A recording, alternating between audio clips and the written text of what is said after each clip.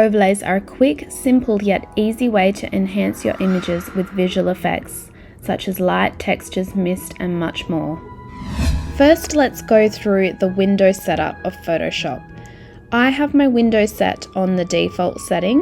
If you'd like to follow along and have your window set up the same, you just need to go into your window panel up the top here, click that, scroll down to Workspace and select Essentials. If you do not want everything that is displayed on the screen, you just need to come across to the side here and tick off the ones you do and don't want to show. Now, when working with overlays, you need to have your background open that you want to place your overlay onto.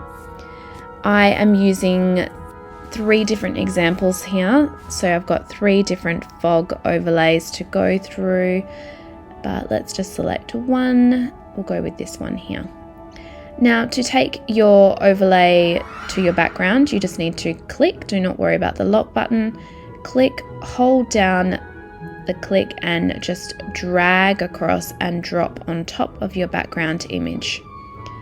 Then we need to resize this image, so you just can press Command T on your computer and reposition and resize. Now the background of this image is black, so we need to change the blending mode of this image. To do that, we just go into this section here where it says normal and scroll down to change the blending mode of the layer. Now working in the 3rd section, which has lighten, screen, color dodge, linear dodge, lighter color. Working with overlays, it's best to work with the 3 in the middle, which is screen, color dodge, linear dodge, and they will work differently depending on the image underneath. So you just need to find what best suits the image that you're using. For this one, I think we will go with screen.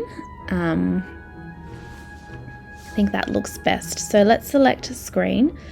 Now, as you can see, the image, the color of the fog is not matching the background. So we can easily change that by adding a hue saturation layer. And then we can get it to match the background and blend in a little bit more. So making sure you're working on that overlay, going to select adjustments and scroll down to hue saturation. Or you can scroll down and select color balance, but hue saturation is easier to work with when you're just starting out.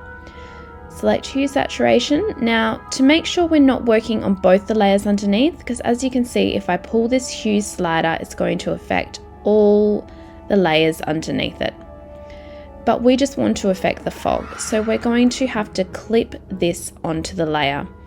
So this box here with the arrow, if you select that, it will add a clipping mask onto the layer underneath, and that means that it will only affect that layer. You can also use Command G on your computer as the quick key.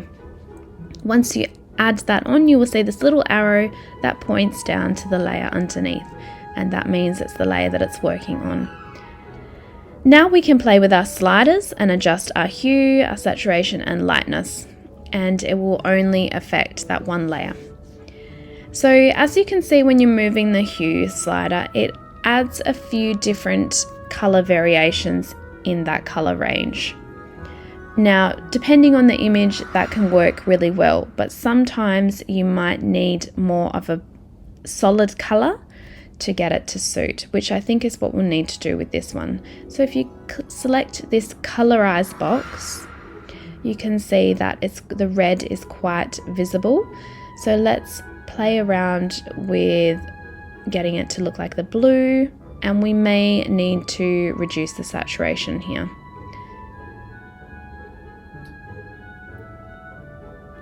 Now, with your images, it might not need the colorize box selected, so again, just do what suits your image. Sometimes the overlay can appear too bright and you want to reduce its visibility. So this can be done in 2 different ways. So making sure you're working on the overlay, we can reduce the opacity of the image until it suits, Or if you just say want to keep this area of the fog and you want to remove that area, it is best to use a layer mask. So selecting this box with a circle in it at the bottom panel here, if you press that, it adds on a layer mask, and the layer mask allows you to brush out areas of the fog that you don't want without permanently deleting it. So it's a non-destructive way of editing. So let's select our brush tool, and we're going to use our bracket keys to resize. And then we need to switch our colors over. So you can do this by selecting X on your keyboard to switch from black to white, and making sure you're working on the layer mask, so the white mask there. We're switching over to black because black conceals and white reveals.